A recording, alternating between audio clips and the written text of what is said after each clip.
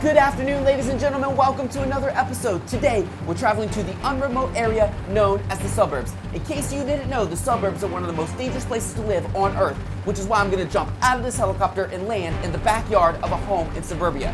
Now, there are things lurking around every corner that can straight up kill me. Which is why I found it very important to make this video to teach you how to survive if you ever find yourself stranded in the backyard of a suburban home.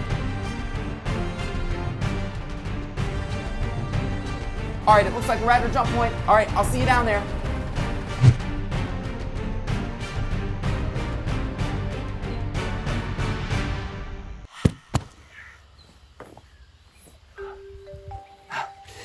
Okay, I think this is gonna be a good spot. This is definitely somebody's backyard. First thing I notice when I look around the perimeter of the property, they have this barrier going all the way around. That's called a privacy fence. And what that means is that the people that live here do some really sketchy things. Either that or they're just extremely antisocial. Either way, it's a little unsettling to see. I'm gonna be talking a little bit quieter during this episode because I don't want anybody to hear me draw any sort of suspicion, especially the kind of people that live here. So, let's go. Okay, look up there. You see over there, that's the homeowner. That means that they own the home. What that boils down to is if she sees us out here, we're trespassing, so she could call the cops and have us arrested. Or worse, post something really mean about us on Facebook. Either way, a lot of negative energy can, transpire. So it's best just to stay low here, stay unseen, and just wait for her to go. Just look at her over there. Just looking for something to complain about. I bet her name's Karen. All right, I think she's going back in. All right, let's go. Okay, so the first thing you're gonna wanna do if you find yourself stranded in the suburbs is establish your shelter.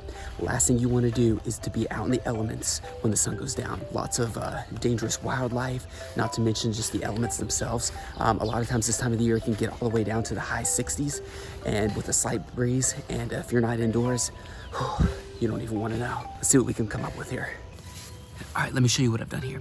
So I still have my parachute from when we parachuted in, and I found this square branchless tree, and we're going to try to use that as a support system and create a tent with the parachute. So let's see how it goes. All right, this looks pretty good. Now again, when you're surviving in the suburbs, it's not about comfort, it's about practicality. And I think this will work. It might not look like much, but let's go ahead and go inside the tent. Let's get through here. And as you can see here, we have a place to sleep. I think we can make this work. All right, let's go back out. There we go. All right, so now that we have our shelter, the next thing that we have to find is a source of water.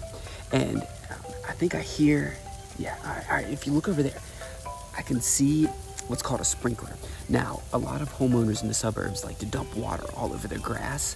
Apparently it makes it a little bit greener, helps it grow faster, but all they do is just cut it down anyways again in a few days. But we're gonna collect some water from there, and then there's an important step that we have to do afterwards. So let me go ahead and get the water first, all right? Okay, so I was able to successfully gather the water from the sprinkler. Now what I have done is I grabbed a small pot that I always keep in my backpack, lit a fire so I can boil that water, get all the bacteria and imperfections out of it to make it safe for drinking.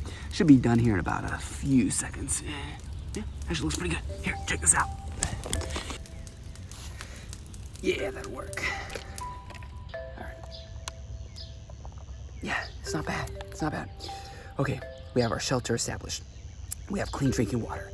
And the last thing we need to really find to survive out here is food. Luckily, again, in my backpack here, let me grab it. All right, shovel. A lot of times when you look around and you don't see any food visible, you gotta look down. So let's do a little bit of digging. I bet we can find some protein-rich food. Oh yeah, I bet we can find something here. Here we go, that's good. Ground's a little hard, that's all right. We'll just have to do here, actually, let me get a different angle here so I can get this digging really done. Yeah. Oh man, this suburb dirt is tough. Yeah. Oh, I think we have something here. All right, here, let's see.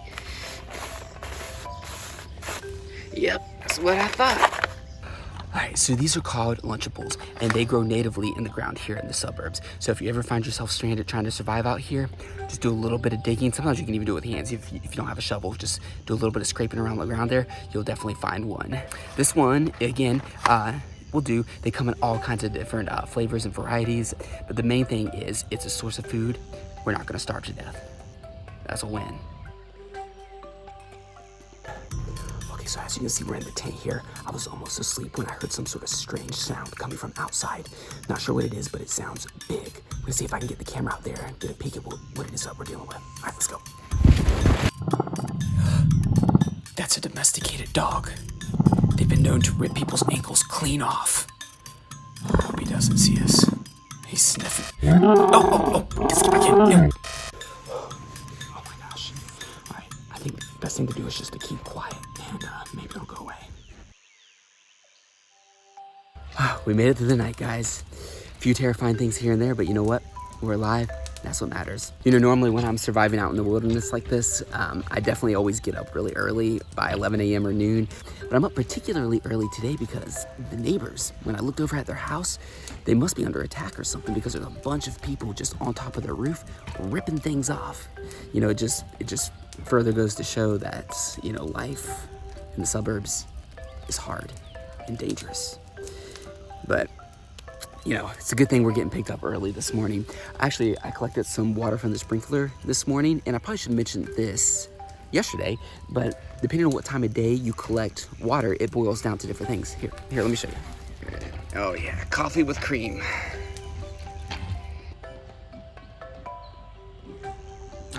There it is, boys.